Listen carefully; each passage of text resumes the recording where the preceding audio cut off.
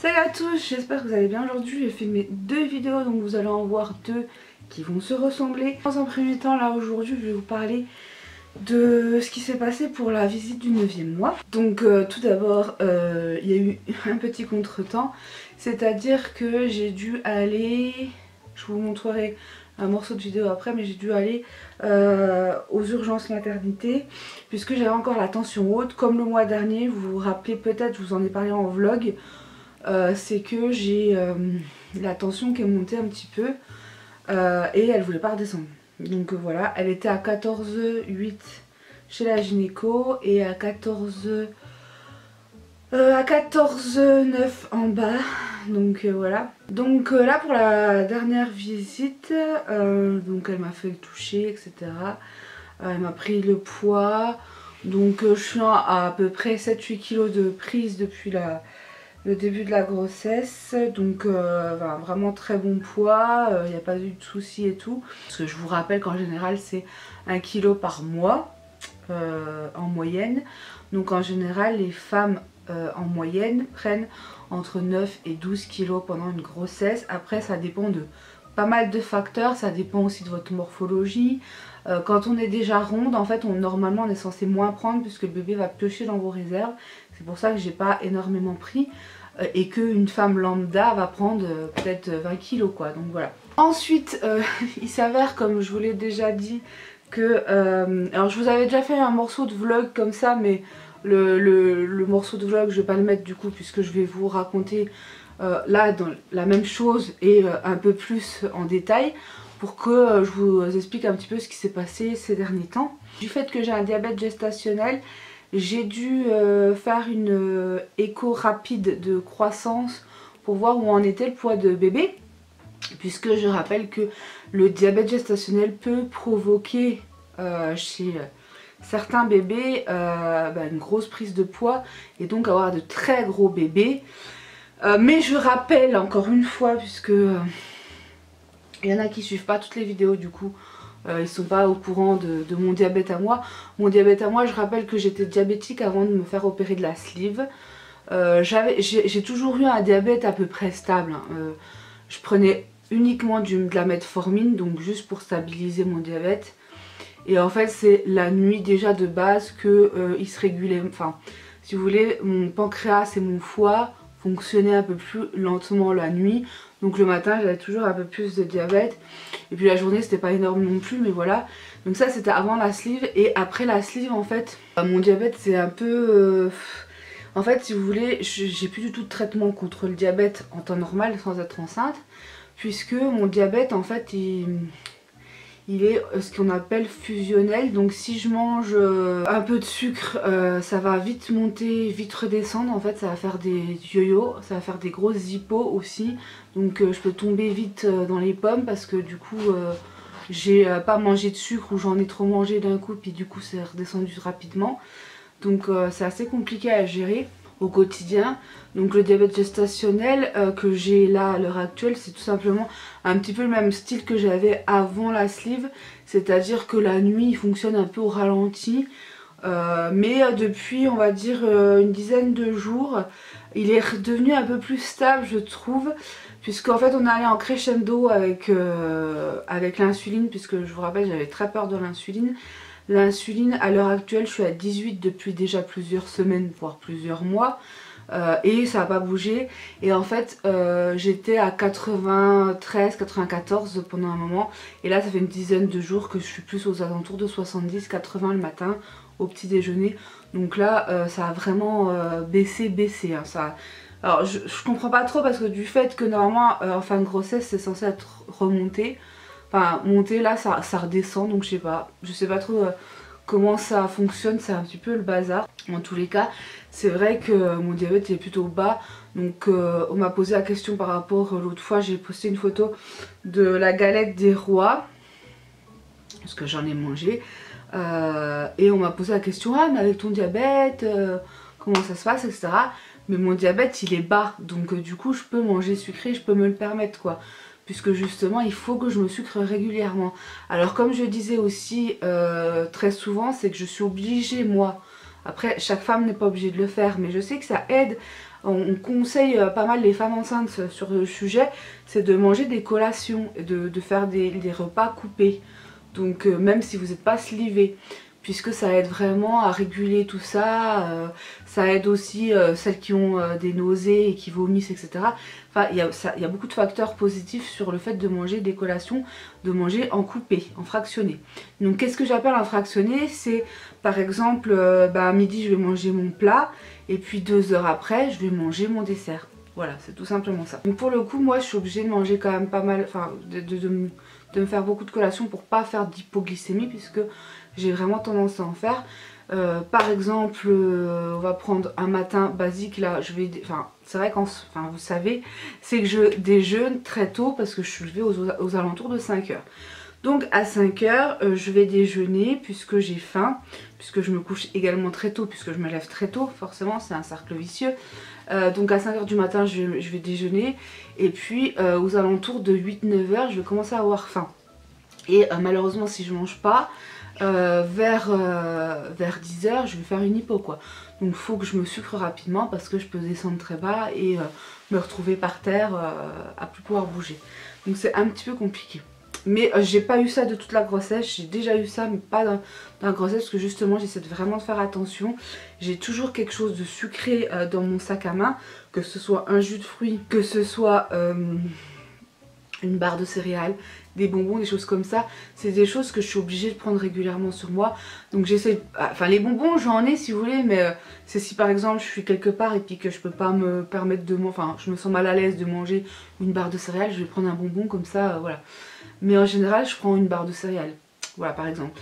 Donc du coup vous voyez, quand on est allé à mon rendez-vous du 9e mois mardi, qu'est-ce que je raconte, jeudi, je crois que c'est jeudi ou vendredi, c'est jeudi. Donc jeudi on est allé au rendez-vous et j'avais rendez-vous à 14 h, sauf que du coup ça a duré beaucoup plus que prévu puisqu'on est sorti de là-bas, il était 5h15. Et entre temps il a fallu quand même que je mange une barre de céréales parce que sinon j'allais tomber, j'étais vraiment pas bien. Donc c'est vraiment quelque chose que je suis obligée de faire régulièrement, c'est de me sucrer. Donc c'est pour ça aussi que je mange beaucoup de soupe que Fabrice me prépare, puisque la soupe, il y a de la pomme de terre dedans, donc des féculents, du sucre lent, ce qui permet de réguler et puis de me remplir un peu l'estomac et pas avoir faim, etc. etc. Donc voilà. En ce qui concerne donc du coup moi, c'est vrai que j'ai un parcours assez atypique puisque avec la sleeve et compagnie, avec tout ça, j'ai une grossesse peut-être un peu plus particulière on va dire qu'une autre personne, avec le diabète en plus, enfin voilà c'est compliqué, mais moi mon diabète gestationnel il est plutôt dans le bas que dans le haut. Donc en fait mon bébé il a pas grossi, il est dans un, enfin il est normal en fait, il est pas dans une courbe trop haute, il est vraiment normal. Là on est aux alentours de 2,6 kg à 38 semaines, c'est normalement il devrait être entre 2,5 kg et 3,1 kg je crois, pour qu'il soit dans la courbe normale. Donc il est tout à fait bien dans la courbe, il n'y a pas de souci quoi, il peut naître, il n'est pas gros, il est en pleine forme. Et à chaque fois que je vais voir, alors en plus jeudi j'ai eu 3 fois la réflexion que bébé était très en forme, qu'il bougeait beaucoup etc. Donc il n'y avait pas de souci, il est vraiment en bonne santé Lucas. Il peut sortir quand il veut, après il prend son temps pour se faire beau comme on dit. Donc voilà, parce que là les dernières semaines c'est ce qu'ils appellent entre guillemets la beauté. Voilà. Tout va bien, je vous disais, alors il faut quand même que je vous parle par rapport au dernier trimestre, c'est que à partir de 7 mois et demi, vous savez j'ai commencé à avoir pas mal de blocage de respiration, enfin j'étais essoufflée parce que du coup bébé est haut. Alors ça lui arrive encore de temps en temps d'être haut et de me faire mal comme ça, mais là c'est vraiment, ça a vraiment diminué hein. Le 8e mois était très difficile parce que j'avais du mal à rester debout, etc. etc. Et depuis le 9e mois, donc là ça fait 2 semaines que je suis à 9 mois, si je ne dis pas de bêtises, enfin même un peu avant le 9e mois, je dirais vraiment à la fin du 8e mois, j'ai commencé à me sentir beaucoup mieux, donc je peux refaire mon boulot et tout tranquille. Mais c'est vrai que le 8e mois ça a été un enfer, vraiment truc de fou quoi. Je pouvais pas faire, enfin monter les escaliers c'était une horreur, faire la vaisselle n'en parlons pas, enfin voilà. Et là j'ai repris vraiment une activité normal, même si bon bah des fois j'ai forcément mal au dos, etc., etc. Mais je veux dire, ça reste quand même, voilà, ça va. J'ai fait plein de choses, j'ai fait les vides, j'ai fait de la marche, j'ai fait ci, j'ai fait ça. Tous les trucs qui font pour que bébé arrive, mais pour l'instant il n'est pas pressé. Donc bon, après il prend son temps, il fait comme il veut, mais voilà. Fallait que même que je vous en parle. Donc au niveau de la croissance, ils m'ont dit, enfin l'échographie de croissance qu'elle m'a fait faire rapidement jeudi, en fait c'est pas une échographie comme vous faites une échographie en temps normal. Là c'est une échographie vraiment rapide, juste pour voir si le liquide est toujours bon, etc. Et pour voir si bébé le poids est correct. Donc là il est correct, donc pour eux il n'y a rien à faire pour l'instant, on laisse bébé, voilà, il n'y a pas de souci. Ensuite j'avais de la tension comme je vous l'ai dit, donc j'ai été surveillée dans une salle de naissance en bas. Donc je vais tout de suite vous mettre d'ailleurs la partie où Fabrice a filmé. Direct de l'hôpital où on se fait un peu chier. Voilà. Mais bon, c'est la life. Dis coucou, coucou caméra. La caméra. Alors là, on est en train de faire des bidules. Là, on est en train de faire des bidules puis des machins. Là, il y a plein de traits, c'est joli. Hop. Puis là, c'est le cœur du bébé, je crois. Là. Bah, c'est pas le mien, donc ça doit être le sien, je pense. Voilà.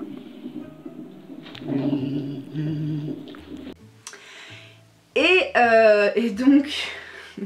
Et donc Fabrice m'a filmé, il a eu la brillante idée de me filmer. Donc honnêtement ça s'est quand même bien passé.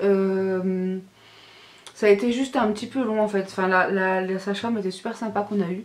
Mais c'était un peu long parce que du coup c'était censé durer une demi-heure. Ça a duré 1h30, donc voilà.